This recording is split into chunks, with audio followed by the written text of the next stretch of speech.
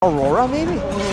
See value in me. I thought RRQ would be banning out the Bruno actually, because they might actually want to force Aura on a pick like a Brody or even a Beatrix, because then RRQ with a Minotaur already banned out, they can actually go for a Cho pick for Brusco. It's something that we have seen in previous tournaments. If he doesn't get Minotaur, he does like to play heroes like the Cho. I feel like at this point it's not that bad of a deal, right? Having strong front lane, having strong pickoffs. If they want to try and do the same thing, and then instead of having a Minotaur, using the Cho as a PL tool, that's also an option that they can explore. But with the Barats secured for Aura here, no mobility given by the Mathilda. It's going to be a very slow Barats. I think the idea is to, again, be more counter-engage heavy. What are they planning here for the gold lane? I can't see it. Angela and Valentina going to be the choice. Okay, wave clear, really good rotations. It is the Angela Baxia. Angela Baxia combo without anyone to shred him down, without a mage that can output a lot of damage like a Lilia. This is going to be tough for Aura to try and shred him down. They need like DPS. Miracle. Brody. Okay. Oh, they choose to go for a burst, so this is a snowballing comp. They need to snowball, they need to find the strong side around Brody. They have to try and make it happen before level 4. Because if not, that's going to be a very difficult mid-game for them. I would hate to be in their shoes, man. Ouch. There you go, ladies and gentlemen. A brutal drafting phase by RRQ for Aura Fire. A small window of opportunity and timing for Aura Fire if they want to take this back into their hands. Both teams sitting at a 1-1 here. As we take a look at the index. The big thing you have to look at is the damage potential. I think RRQ has Aura beat by quite a bit. And keep in mind, that's with a very tanky, sustainable hero. That will be the main issue right here. We'll see if Aura has a solve cooked up. Without further ado, this is it. Go big or go home. Ladies and gentlemen, welcome to the final game of this best of 3 series between Aura and RRQ Hoshi. Will Aura Fire be able to bring this back, or can RRQ go 2-1 and win this series? It's going to be very close for sure. It's a battle of playstyles now for Aura. Early game to mid. For RRQ, they can actually hold their own in the early game, but it actually is going to be mid to late for the Claude. It's like a good mix of both the early game, strong sustain, strong clear, and having good late game insurance in that marksman like it's supposed to. Well, for now though, it's still going to be boots in the items, but when it comes to the emblems, YEAHHH is going for the Brave Smite, so he's trying to be a bit more sustainable. I think he's expecting fully to be the first man into the fray, trying to sustain through it and still be the main team setter for big team fights. So he has a lot on his shoulders, a lot to deliver, man. But with Irad on the Baxia, with the Angela and the Valentina, look how fast that they're rotating. They were able to clear, give a lot of damage onto the opponents, and now they're going to be able to put some pressure here in the bottom lane as Irad will be able to get that away as well. Whew. Okay, it's a bit slow for both teams, but later on, this is where the Novaria won't be happy. Oh, whoa, YEAHHH. Stunned up there, YEAHHH very low. Claude's going for the kill. One more shot, and it's Brusco who picks up first blood early on in the bottom lane. This is the gold lane, folks. This is the lane that Aura desperately need to be ahead. But luckily for Aura, that wasn't a kill for Skylar, right? He does have an assist to his name, but at least it wasn't given to Skylar. Right, Skylar on the snowballing is definitely a big plus, but Brusco getting gold, it means anyone that gets a hard guard is going to be that much tankier. But hey, Aura instantly respawn. Shield Unity cancelled out, he walks up, Gugun. Detonus Welcome munching on Irad now, spinning him out onto the wall, pinning him down, and that should be, yes, a kill to Gugun. Last Insanity to the back. Octa actually already stole the final slash, now going back. Final slash from YEAHHH also to bring Octa back right into the Astral Sphere as YEAHHH jumps in with a vengeance again. To force out another vengeance. That's a little bit of a tongue twister. Vengeance from Arlet, and there's also a vengeance from Don. All the vengeances, that is not how RRQ wanted that to play out. Aura did such a great job pressuring RRQ with time, to go and rush into the turtle without preparation. Astrosphere steals away the gold buff as well, I believe. Man, Brusco is going full utility here. Inspire for the lack of cooldown, and the Bargain Hunter, he's just trying to get to those items as much as possible and facilitate the early game rush. I was about to say earlier, before I got interrupted by the action, that even though they have a Novaria that can slow, they can scout, if they're coming at you at 100 miles per hour, they're still going to catch you. So that is the benefit that this RRQ lineup has against this Novaria pick. We have to see if that is enough to really take it out of the equation though.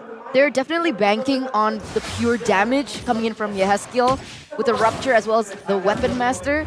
And they're also banking on his positioning. Just they're hoping that YEAHHH skill can stay alive long enough in these team fights to dish out the damage like he did in game number 1. But against somebody like the Baxia, who's able to dive in, like Okta as well, it might be a little bit difficult. We'll see how this goes. You have to check out as well the fact that Kabuki has the Wilderness Blessing. He was planning on being very active, moving around, but RRQ grouping together in the river near his lane, that alone is not allowing him to try and make any moves that are too fancy. He's just trying to play it safe and ensure that he doesn't fall too far behind, because we've seen what happens to Aura when Kabuki, the tip of the spear, doesn't really get to sharpen his tools. So now the tools for Gugun is set, right? He's already level 7, meanwhile Irad's still at level 6.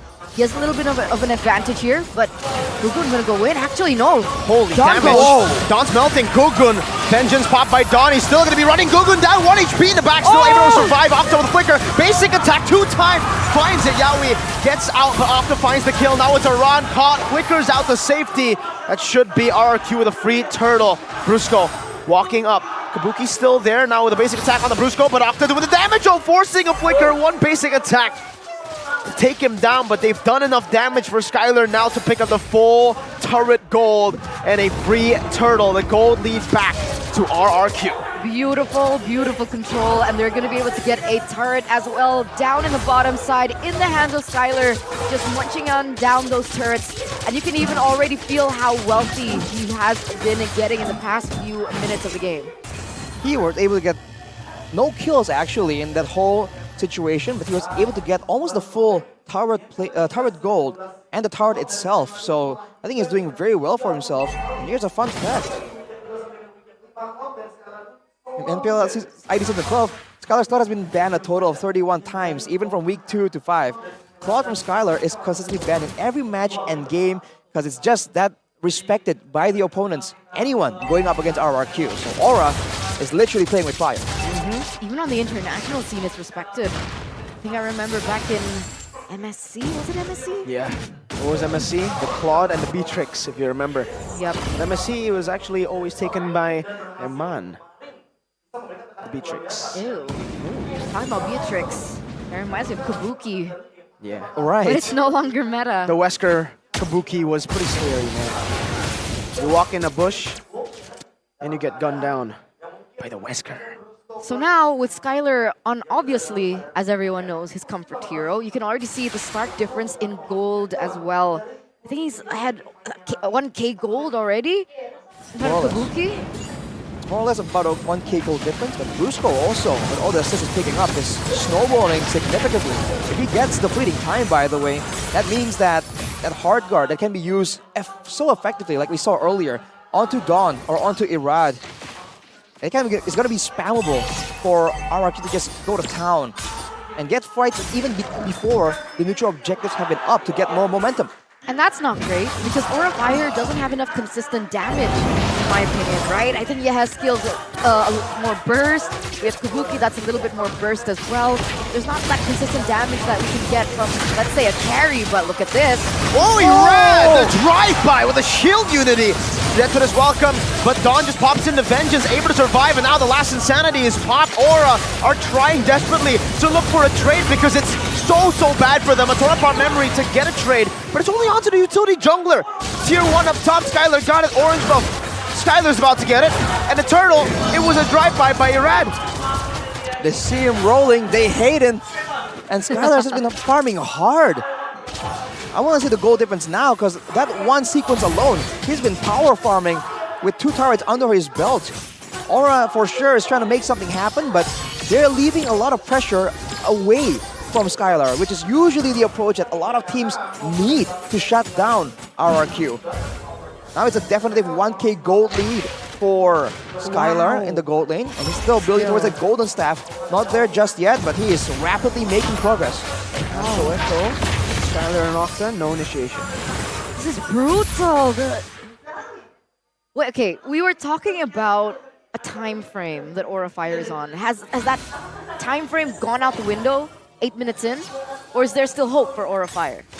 I feel like if RRQ makes mistakes, there is definitely still hope, but I think if you get to minute 13 and then you're still completely controlled, you don't have control over the map and all that, I feel like that's just you waiting for RRQ to make a mistake. And as we spoke about it, that's going to be an 8.5 minute golden staff, 3 item power spike for Skylar. Now he's going to do the big damage, and he might just start following his team around for the big fights. And Aura has no way of stopping a full speed RRQ engage. So what do they do? They have to try and sit down and Wow. Is it that bleak? Sounds so bleak. I mean, There's got to be a different way, right? they're gonna get outscaled here. The Novaria, I guess right now they have to bank on Novaria. If it gets to mid game is still okay. Like for Aura, it's still honestly okay. Oh! Just as we say, Skylar, that blazing duet with the Heart Guard. Say goodbye to the tier 2. But Aura are committing to the Lord. They know that there's no Skylar, no Brusco. This might actually be a good one, but they're taking it so slow. Dawn is walking up. Kabuki with a smooch. Dawn getting Chung low, has the Vengeance, and it is going to be Gugun who secures it. They need to run away now. They find a kill onto Dawn. There you go. That's the commitment. RRQ are not able to find any more trades when it comes to kills, but they might be able to take this turret down. Aura stops it from happening. They defend it. They knew that Skylar also already used that Blazing Duet, so it wasn't a key that they could have used against Aura Fire in that team fight. But here it is, Skylar, look at the damage. Raga armor, more like no armor. Raga cardboard. What was that? And look at this, look at the Lord. It's gonna barely touch the tier 1. Plays into what? Skylar! Oh my god, what a burst down from Skylar on this Claude. Octa with a Terrify and the final slash, Yaoi. Caught all alone, the shield unity locks him down, and Skylar just takes him out. Again, around walks up, Gugun going to be next on the chopping block. Skylar with a BMI, Kabuki with a few shots, Dawn very low right now, but he jumps in again onto Kabuki with a yo-yo. It's a good trade, and Skylar's the one with the double kill. No way, is this endable? It might be. YEAHHH is the only one up right now, and RRQ can constantly just dive. He was tanking. Turret passive still there. They can actually clear it out now. Astral Echo used up once here. Holy moly, a base turret in the 10th minute. Not for a Brody, for its opponent, for the Claude. In the drafts, we were like, all right, the Angela Baxia combination. But as soon as Skylar got that power spike, it's a Claude Angela combination that should have been a lot more feared now that we're entering this mid-game. And the damage was definitely there. It was a ticking time bomb as to when he used that Blazing Duet in the top side and when he was able to pull that trigger in the mid to completely turn things around for RRQ. I mean, them getting the turtle, it was just a big plus. They were sacrificing so much early game prio, so much objective control just to get Skylar all the gold, all the resources. He is level 14, my guy. He is the highest level in the game right now, and he's rapidly approaching level 15. This is where RRQ, though, is at their strongest, right? When Skylar has reached his peak before everyone else. Once he goes there, it's a dead end. He's at the tip of its potential. So in a way, Aura can wait it out, but RRQ are not letting that happen. I mean, real-time victory rate, 64%. Man, hit it. One more time. No. Come on. The minion. Look. Yeah, the minion's gonna hit. Look at this. It's okay, Look at this. it's okay. Boom. Oh no, we didn't get to see the small minion hit it. Oh. That is so unjust. I'm sorry. That is also a almost a 2,500 gold lead for Skylar. He has a Wind Talker 2 right now. Even without the Blazing Duet, he is shredding anyone down. And to make things worse, like we mentioned, there's no one on the side of Aura with any meaningful crowd control or burst damage that can threaten him away. And the Melfic Roar, the cherry on top. What? Wind of Nature, what? Level 15 as well. This is the icing on the cake, man. Aura knows this. They have to respect it. Oh man, Skylar, he's that confident. He's like, Dude, who can burst me? No one. I don't need to win a nature, man. There's a Angela in there as well, so you know, there's some reason to his confidence. Preload, and they even give it to Skylar, padding those stats. It was so fast. You blink and you miss it. Well, now Aura are trying desperately to hang on. It's What? only a 5k gold lead. But Hey, yo. 11,642 gold by UBS Gold. he's been making investments. Welcome to the rice field, boys. It's Skylar Wow. the farmer. Look at the waves though. Oh, That's a very early flicker used by a skill as well. Okay. Skylar's walking up right now, places the BMI, baits out the final slash. Wow. No final slash from Yaoi. Enhanced Lord in the mid lane now, as that's another wave crashing down in the bottom lane. Skylar should be able to deal with this turret. Kabuki's clearing it. Good job, but Detona's welcome. In the mid lane onto Octa. Oh, last insanity defensively. Torn apart memory. Oh my goodness, Octa! Oh. Picked off Irad is 1 HP. Or a defend. They did it. Octa's gone. that was a bit unfortunate for October. RRQ. I think they really wanted the bottom turret. They sent Skylar there, but then a fight broke out, or rather was forced by Aura, credit to them, in the middle side of the map. They fought there without the guy who holds the bulk of their gold in the picture. And that's why they weren't really getting the same kind of, the same kind of advantage. So they should not repeat that mistake, and I think they themselves understand that. Now it's back to the waiting game, and Aura has the scouting tools to ensure that they can leave the base occasionally to try and shrink that gold gap, man, because it's not insane, but it's definitely significant.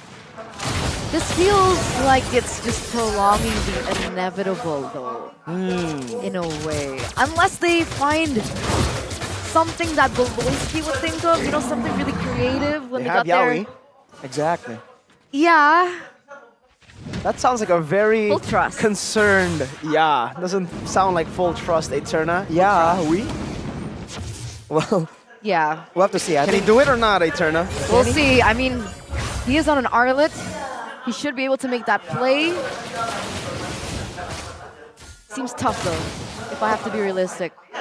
I think it's almost like a reverse. Now, Aura are the ones who want to try and catch Skylar, punish Irad for rolling down in a drive-by. But they can't do it because Yaoi is on an Arlet, and all he does is set up for that big fight, and his engage is an ultimate. So he has to be very conservative with it, because otherwise everyone else is just going to run through and they have nothing to deter.